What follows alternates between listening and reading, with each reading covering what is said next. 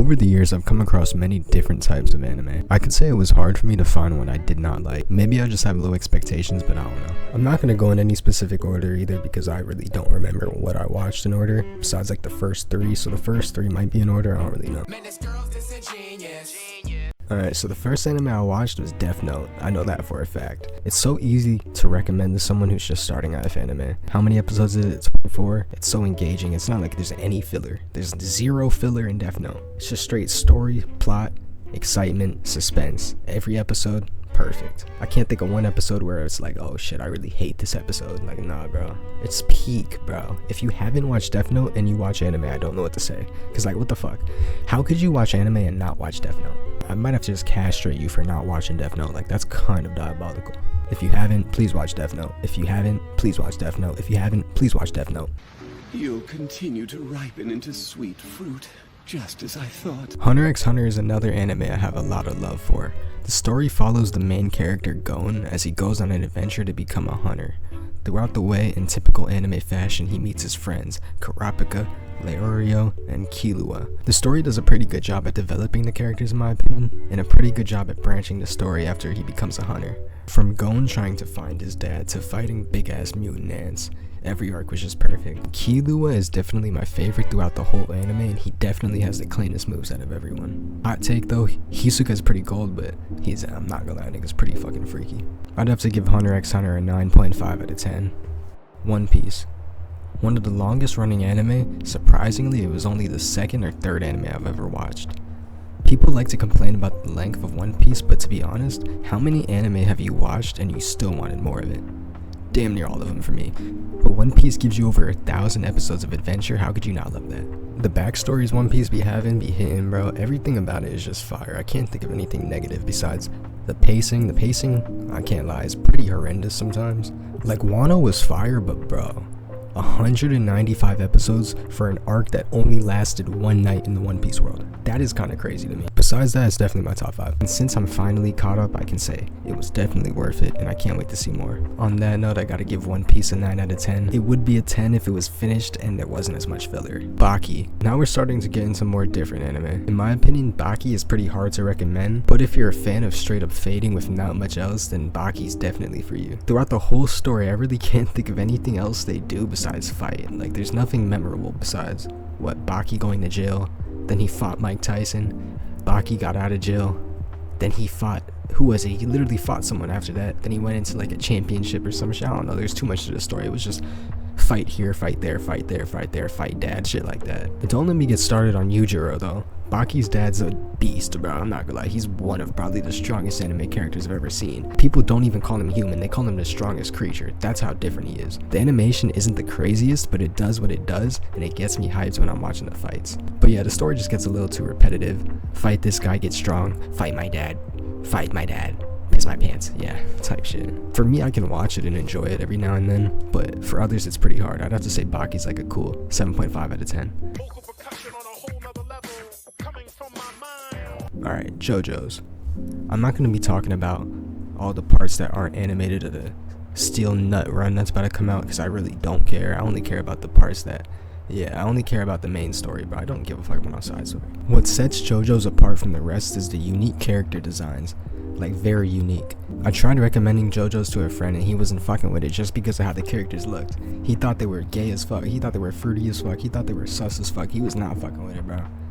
I tried to make a case for it, but bro, it just gets to a point. Especially with Giorno, that, like, he's kind of drippy, but he's the most sus looking one out of everyone there, bro. I can't lie. What I really love about JoJo's is how every season we get a new Joestar as our main character.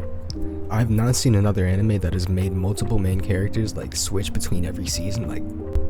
And of course, my favorite one's going to be Jotaro. I'm pretty sure almost everyone's favorite is Jotaro. Without spoiling, I'm gonna say the ending wasn't that bad. A lot of people weren't happy on how JoJo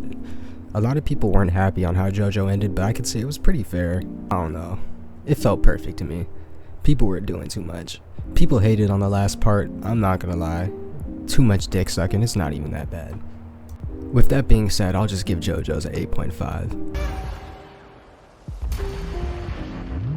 Shangri-La Frontier. One of the newer animes and definitely one of my newest favorite ones. I'm not gonna go too crazy on this one since I already have a video up on it, and I'm also working on a second part, how to check it out, how to type shit. In this anime, the main story and action takes place in video games. I feel like the creators did a pretty good job at actually making you interested, because the biggest complaints I've seen about this anime is that it's just a video game and there'd be no suspense, no stakes on the line. It's understandable, but I feel like they did a good job at making you actually care about the story. That's just my opinion. To be honest, the openings and endings were also pretty fire. I didn't really speak about any other openings, I kind of forgot, but yeah, these ones are pretty fucking fire. I could listen to it on the daily, realistically. I'd say I'd have to give this anime an 8.5 out of 10 and would definitely recommend to people who like playing games. Definitely can't wait to see more of it. Out of all the anime I've watched, Noragami has to be the most slept on anime I've ever seen. It may be more than a decade old, but I just don't get it. I don't see many people talking about it. I've never seen anyone talk about it. In my opinion, they do a good job at getting you interested in the story. The whole anime is not filled with flashbacks like some are. You're not sitting there watching a flashback 24/7. You're not seeing people fight 24/7. It's an all-around good story. Basically, the story is about a god who goes by the name Yato. Unlike the other gods, he's a minor god, which means he doesn't have his own shrine, he doesn't have the popularity and the clout like the others. Basically, throughout the whole story, this man was a bum, but he ended up getting his shit together. His main goal throughout the whole story is to become a well-respected god with his own shrine. With his own shrine, he'd be able to teleport to it and shit like that. I don't really know much else. And throughout the story, we get to see in his past, he used to be a god of calamity, and he's not the same person now. Like, back in his past, he was killing niggas.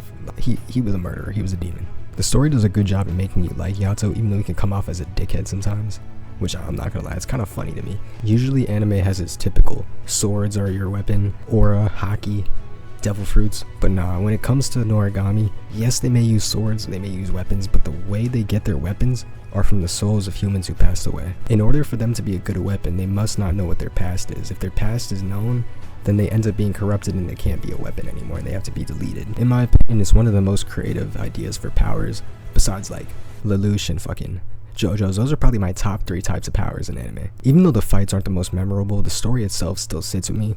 It's still not completed, but it still sits with me. One bad thing I could say about the anime is it doesn't feel finished, and I hope they end up making a season 3. Apparently there's still more manga to be adapted, and I'm not sure if the manga's even finished. The opening and endings are pretty fire, but I'd have to say overall it's 8 out of 10. School days. In my time of anime watching, I have yet to really dabble into the depths of romance anime. School days would be the first and only if you consider it a romance. The story is about a high school student and his several love interests. That's deadass the best way I could describe it without telling the whole story. The ending caught me off guard, and it's one of the most shocking endings I've seen in an anime at all. If you get emotional while watching shows or anime, then you might get emotional to this ending. I'm not gonna say too much, but overall I'd give this anime a 7.5 out of 10. It's a quick watch, you can get it done in one weekend, and it's pretty different than everything I've seen, so I'd easily recommend it. Erased. Erased was the last anime I watched, and it is definitely one of the more memorable stories I've seen. Again, it's another 12 episode anime, and of course I love short animes, it's just perfect. This anime follows a 29-year-old manga artist, and he finds out he has the ability to travel back in time after his mother was murdered. He ends up getting sent back to when he was a child and uses his ability to solve a missing person's case that happened back in his childhood. In my opinion, this anime is definitely something I have to rewatch in a year. Nothing's gonna hit like the first time though. I'd easily recommend it to others if you fuck with more emotional type animes. Unless you just like fighting, then nah, don't watch this, but this is definitely one of the best animes I've ever seen. Might not be my favorite, but I could respect it. 10 out of 10 for sure. Easily my favorite anime of all time. Nothing's gonna compare, I don't think anything ever will compare. The feeling I got watching Bleach was just different, bro. It felt like a fucking perk in my body mixed with Xanax, mixed with cocaine and Molly all at the same time. I've already rewatched it twice and I could do it about 70 more times. The anime was so good at first, I had to look at the manga. Sadly, it hurt to see how it ended. It wasn't really the best ending, but what are you gonna do about it? Never in my life have I been so locked in on an anime. Bleach was literally my crack at one point. I was one of those people telling you to watch Bleach if you haven't. In the Bleach world, there are 3 realms: the human world, Soul Society, and Hueco Mundo. When a human dies, their soul is sent to the Soul Society. Unless their soul is corrupted, then they turn to hollows and get sent to Hueco Mundo.